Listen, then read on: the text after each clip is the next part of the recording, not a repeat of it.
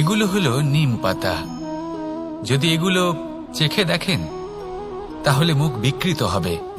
এগুলো কি তেঁতো খেতে, হে নারায়ণ!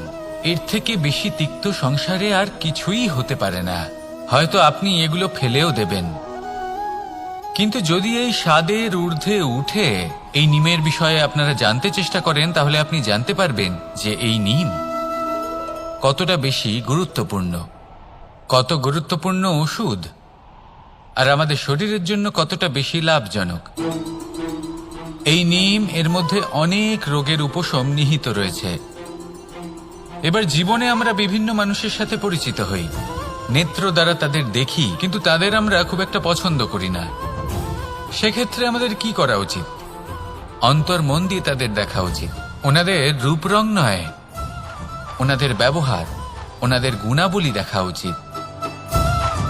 কারণ হতে পারে ঠিক যেমন নিম পাতা বাস্তবে খুব তেঁতো কিন্তু আমাদের শরীরের পক্ষে লাভজনক, সেইভাবেই এইসব মানুষ যাদের দেখলে আমাদের ভালো লাগে না, যাদের রূপ রং আমাদের পছন্দ হয় না, হয়তো সেই মানুষগুলোই আমাদের জীবনকে পূর্ণরূপে পাল্টে দিতে পারেন।